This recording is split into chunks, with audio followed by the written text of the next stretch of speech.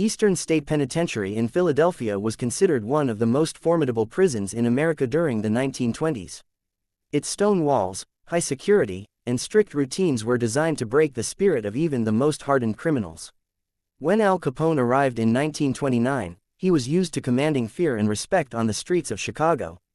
Here, none of that mattered. The guards did not know him, and the other prisoners initially treated him like any other inmate, measuring him through observation, whispers, and subtle power plays. From the moment Capone stepped inside, he was subjected to the penitentiary's rigorous intake process. He was stripped of all personal belongings, issued a simple prison uniform, and assigned a cell in the long, narrow corridors that stretched like a labyrinth through the penitentiary. These cells were constructed for isolation: a metal cot, a toilet, a sink, and nothing else. The walls were thick, preventing sound from traveling. Enforcing silence is a form of psychological control. Any misstep, talking too loudly, making eye contact that seemed challenging, or attempting to communicate covertly, was met with immediate punishment. Capone quickly learned that survival here was different from the streets. He could no longer rely on intimidation alone. Every day followed a strict schedule: early wake-up, breakfast, limited yard time, labor or chores, lunch, a return to the cell, dinner, and lights out. Guards patrolled constantly, and the slightest infraction could mean solitary confinement. For Capone, who was used to power and influence, these first days tested his patience and adaptability. During his initial weeks, he observed every detail of the prison. He noted which guards were strict, which could be reasoned with, and which prisoners held unofficial power over others. Among his fellow inmates were men convicted of violent crimes, bank robberies, and federal offenses. Initially, most kept their distance, wary of Capone's notorious reputation outside, but cautious not to provoke unnecessary conflict. Capone knew that a single mistake could lead to brutal retaliation, either from other prisoners or from guards who enforced rules ruthlessly. Food in Eastern State was meager and unappetizing: thin soup, hard bread, and occasional watery coffee. The courtyard offered limited exercise, small fenced-in areas where prisoners were observed at all times. Conversations were monitored, and long discussions could draw suspicion. Capone found himself learning the art of patience, observing quietly, choosing words carefully, and noting social hierarchies among inmates. He realized that even in a place designed to strip power from men, influence could be built through alliances, subtle gestures, and strategic behavior. Within the first month, Capone began establishing his presence.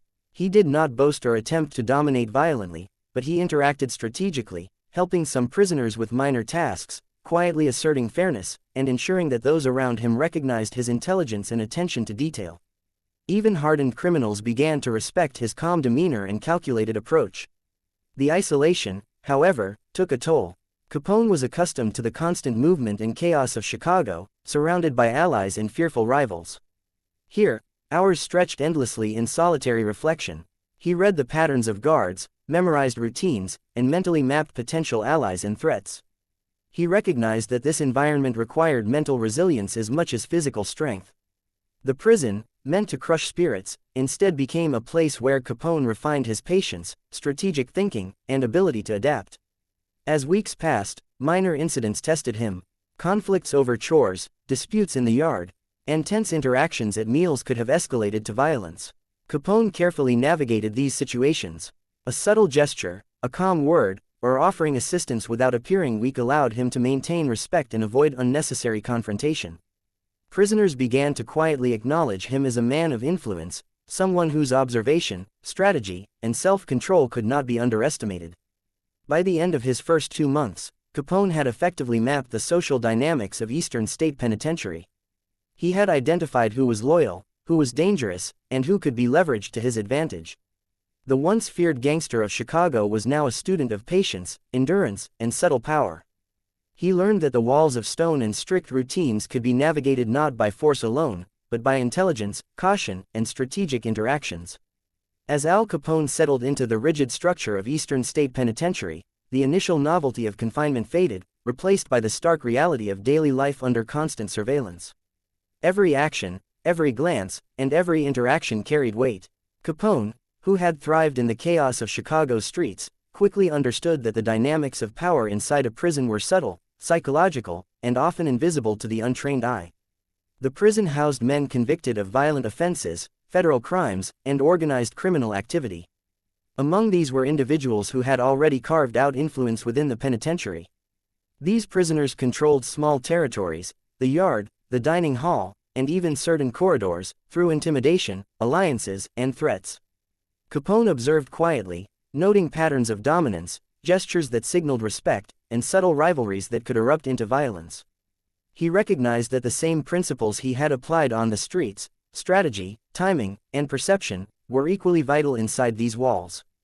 Capone's first major test came during a yard altercation. A seasoned bank robber, known for his violent temper, took offense at Capone's calm approach to a minor dispute over exercise time. The man pushed aggressively, attempting to provoke a fight. Unlike his instinctive response on the streets, Capone did not retaliate immediately. Instead, he measured the man's movements, waited for the right moment, and intervened with words rather than fists, diffusing the situation without diminishing his presence. Prisoners who witnessed the encounter quickly understood that Capone wielded influence not through brute force alone, but through calculated control and psychological mastery. Meals were another arena of subtle power. The dining hall, with its rigid schedules and minimal supervision, became a place where alliances were formed and reputations tested. Capone began strategically positioning himself at tables, engaging in conversations that established him as intelligent, observant, and fair. He helped mediate disputes quietly, offered guidance to younger inmates, and subtly signaled to others that loyalty and respect toward him were rewarded. Slowly, even those initially wary of his reputation began to acknowledge Capone's authority, recognizing that his calm, measured demeanor masked a sharp awareness of every detail within the prison. Capone's encounters with guards were equally critical. Some were rigid enforcers of the rules, enforcing discipline with intimidation and punishment. Others were more susceptible to subtle influence, allowing Capone to navigate minor privileges, extra time for exercise, small favors, and even access to newspapers and information. He understood that every relationship, whether with inmate or guard, could be leveraged, and he cultivated a careful balance of compliance and quiet influence. One of the most significant challenges during this period was maintaining mental resilience. Isolation and monotony were designed to break spirits. Capone spent hours in his cell analyzing patterns, planning his interactions, and reading carefully when allowed. The walls of Eastern State, its cold stone corridors, and its rigid routines created psychological pressure, but Capone turned this into an opportunity to refine patience, observation, and long-term strategy. Alliances were critical. Capone identified a small group of inmates with shared criminal backgrounds and mutual interests. Together, they created a subtle network within the prison, assisting each other with tasks, exchanging information, and ensuring that potential threats were neutralized through observation rather than direct conflict. These alliances were never overt. Visibility could invite suspicion from guards or rivals. Capone's network operated quietly, efficiently, and strategically, establishing him as a man whose influence extended beyond the immediate control of the penitentiary staff. During this time, Capone also encountered men with long-standing grudges against Chicago criminals. These encounters required careful navigation. One inmate, previously involved in a gang war in Chicago, recognized Capone immediately. The tension was palpable. Capone maintained composure, acknowledging the man without aggression, signaling that any hostility could result in consequences without bloodshed. Through calm negotiation, strategic displays of awareness, and controlled intimidation, he transformed potential conflict into mutual respect, further solidifying his standing within the prison hierarchy. Prison labor provided another arena for influence. Capone was assigned to workshops where inmates repaired tools, crafted furniture, and maintained the prison's infrastructure. He excelled at his assigned tasks, observing the habits of fellow workers, identifying leaders, and noting weaknesses. His reputation grew quietly. Those who underestimated him learned that Capone was not only a strategic thinker but also disciplined, diligent, and capable of commanding attention even in mundane activities. Eastern State's strict communication restrictions required ingenuity. Capone developed subtle systems for exchanging information, gestures, brief phrases, and positioning within communal areas. These small actions allowed him to monitor developments, maintain awareness of threats, and coordinate with his allies. Every day, he refined his ability to influence and control without overt displays of force, turning what many saw as confinement into a masterclass of strategic patience. As months passed, Capone's presence in Eastern State became a quiet but acknowledged force. Guards noticed his attentiveness, fellow inmates respected his intelligence, and subtle networks operated under his guidance. The once chaotic, impulsive gangster from Brooklyn had transformed into a calculated, disciplined strategist, understanding that survival, respect, and influence inside a penitentiary required far greater subtlety than the open streets of Chicago. Even small incidents, disputes over cell assignments, meal line behavior, or access to reading materials, were opportunities for Capone to demonstrate leadership, fairness, and awareness. Over time, the prison staff, initially indifferent or suspicious, recognized Capone's ability to maintain order among certain groups of inmates without direct intervention. This indirect authority became one of his most powerful tools, allowing him to shape the social environment within Eastern State Penitentiary to his advantage. By the end of the second part of his incarceration, Capone had established himself as a respected, feared, and intelligent figure within the prison. His survival and growing influence were not the result of physical violence alone but of strategy, observation, and the careful application of psychological power. This period, often overlooked in accounts of his life, would prove pivotal in refining the skills that allowed him to dominate organized crime upon his eventual release. As Capone entered the third month of his sentence at Eastern State Penitentiary, the monotony of prison life had deepened, but so had his awareness of the subtle hierarchies and tensions around him. Every inmate had a history, every glance carried meaning, and every conversation, even the briefest, was a negotiation of respect, dominance, or allegiance. Capone understood that, unlike the open streets of Chicago where threats could be met with visible force, the prison demanded intellectual precision and psychological control. One of the most dangerous challenges during this period came from rival gang members who had also been incarcerated for high-profile crimes. These men remembered Capone from Chicago and sought to test his reputation, believing that confinement might strip him of the influence he wielded outside. A notorious enforcer, once part of a rival bootlegging gang, approached Capone in the exercise yard, making veiled threats about his family, his associates, and the failures he had faced in previous conflicts. Capone, as always, did not react impulsively. He analyzed the situation, observing the man's body language, noting potential witnesses, and identifying points of leverage. He recognized that the yard was filled with informal alliances. Any rash move could provoke a multi-inmate confrontation. Instead, Capone used calm intimidation. He approached slowly, with measured steps, and spoke quietly but clearly, signaling that retaliation was possible but unnecessary if respect was shown. By doing so, he not only neutralized the immediate threat but also reinforced his presence as a man whose authority extended even in confinement. Within the prison workshops, Capone continued to demonstrate his intelligence and diligence. He became involved in problem-solving tasks, helping repair critical prison infrastructure and organizing materials efficiently. Other inmates began to notice that Capone's strategic thinking extended beyond physical dominance. He understood resource allocation, timing, and human behavior. Slowly, he built a network of allies who would inform him of potential conflicts, warn him of guards' observations, and even assist in mediating disputes. Meals and common areas remained arenas for subtle confrontations. One day, a disagreement over seating arrangements escalated when a former mob associate challenged Capone's authority. Without raising his voice, Capone employed a combination of calculated gestures, direct eye contact, and strategic pauses to assert control. The challenger, realizing he could not provoke Capone without repercussions, withdrew quietly. Observers later noted that this display exemplified Capone's ability to maintain dominance without overt aggression, relying on perception, influence, and psychological tactics rather than brute force. During this period, Capone faced the harsh reality of prison politics. He encountered inmates who sought to undermine newcomers through misinformation, petty theft, or public humiliation. Capone responded with careful observation and strategic alliances.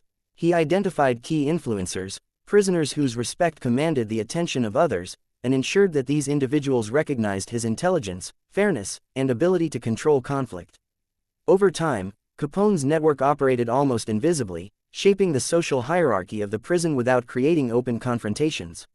Isolation and restricted communication tested Capone's patience and mental fortitude. Letters from his family and associates were limited, and outside news of Chicago's criminal landscape reached him only sporadically. He spent long hours reading, studying patterns of prison administration, and reflecting on strategy. These activities were not merely for intellectual engagement, they were preparatory work for his eventual return to the outside world. Capone understood that survival in prison was as much about maintaining clarity of mind as it was about maintaining physical safety. The penitentiary's guard rotations provided both challenges and opportunities. Some officers were rigid enforcers, maintaining strict discipline and limiting privileges, while others were more amenable to subtle negotiation. Capone learned to navigate these differences carefully, using timing, demeanor, and influence to gain small advantages. Extra reading materials, extended exercise time, or minor favors that improved his quality of life without drawing suspicion. Conflict occasionally erupted despite Capone's careful planning. One afternoon, a violent scuffle broke out in the laundry area, sparked by a dispute over assigned tasks. Capone intervened, using both verbal authority and strategic positioning. He separated the most aggressive inmates, addressed grievances calmly, and ensured that the situation did not escalate into a multi-inmate brawl. His actions reinforced that even in chaotic moments, Capone's presence commanded order, and his ability to manage crises became legendary among fellow prisoners. Capone also encountered older inmates with extensive criminal histories who viewed him as a young upstart. These men attempted to test his patience, challenge his authority, and provoke confrontations. Capone responded with restraint, observation, and subtle displays of power, a quiet nod here, a brief acknowledgement there, allowing him to establish respect without creating unnecessary enemies. In doing so, he turned potential threats into opportunities, cementing his influence further. By the end of this period, Capone had not only survived multiple high-stakes confrontations but had also transformed the dynamics of Eastern State Penitentiary. He had established alliances, navigated rivalries, and maintained authority through observation, influence, and strategy. The once volatile, impulsive gangster of Brooklyn had become a master of psychological power, proving that even behind bars, his reputation, intelligence. By the fourth month of his sentence at Eastern State Penitentiary, Al Capone had fully realized that survival was no longer just a matter of physical strength, it was a complex game of strategy, observation, and psychological control. Every corner of the prison, every interaction, and every mundane routine was now infused with stakes. Capone had learned that even minor slights could escalate into dangerous conflicts, and he needed to maintain his authority without provoking unnecessary attention from guards or rivals. One of the most intense incidents occurred in the mess hall, where a notorious gang affiliate, an older inmate with decades of experience in organized crime, attempted to assert dominance over newcomers, including Capone. The man deliberately spilled Capone's soup, a symbolic act of disrespect. Others watched, waiting for a reaction. Instead of responding with immediate aggression, Capone measured the room, identified the silent alliances, and calculated the potential consequences of any move. With a slow, deliberate motion, he approached the instigator and spoke in a quiet, controlled voice, ensuring that every word carried weight. Capone's presence alone, his scarred face, unflinching gaze, and commanding demeanor, sent an unmistakable message. Disrespect had consequences, but the confrontation could end without bloodshed if proper acknowledgement was given. The older inmate, realizing he had underestimated Capone's influence, backed down. The incident became legendary among inmates, demonstrating that Capone's control was rooted in intelligence, perception, and fear, rather than sheer violence. Throughout this period, Capone also navigated the prison's underground economy, which was largely informal but highly organized. Inmates traded goods, information, and favors.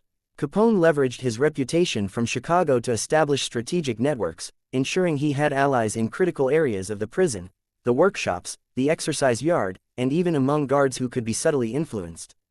This network provided him with early warnings of conflicts, access to limited resources, and protection from threats that might otherwise have escalated into physical violence. Exercise yards, while seemingly harmless, became arenas of tension and calculated risk.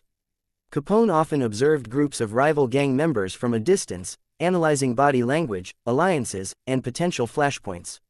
One afternoon, a challenge arose when a former bootlegger who had clashed with Capone in Chicago attempted to provoke him in front of a large gathering of inmates. Capone approached calmly, spoke strategically, and positioned key allies nearby. The rival's attempt to intimidate failed, and the crowd recognized Capone's dominance without a single blow being struck. This incident further cemented his reputation as a man who could command respect with presence, strategy, and subtle psychological power.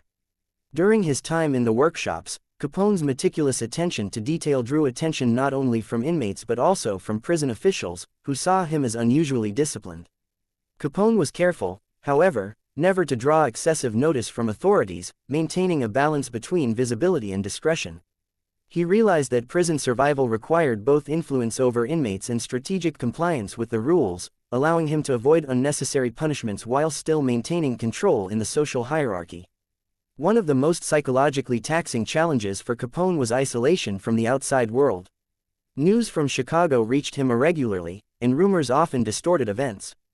Capone relied on letters from trusted associates, smuggled updates, and careful interpretation to understand shifts in power and to prepare for his eventual release. This constant mental engagement allowed him to stay ahead of both allies and rivals, ensuring that even behind bars, he was never powerless. Conflict with rival inmates escalated one evening in the solitary exercise yard, a place normally devoid of large crowds. A former Chicago gangster, seeking to settle old grudges, attempted a sudden attack. Capone, anticipating the move, sidestepped and deflected the assault with calculated movements, forcing the challenger off balance and into the supervision of nearby guards. The confrontation ended swiftly, leaving the assailant humiliated and further reinforcing Capone's untouchable aura. By the end of the fourth part of his imprisonment, Capone had transformed from a man surviving confinement into a master strategist within the penitentiary system. He had neutralized rivals, established networks, leveraged prison politics, and reinforced his authority, all without sparking a single full-scale riot.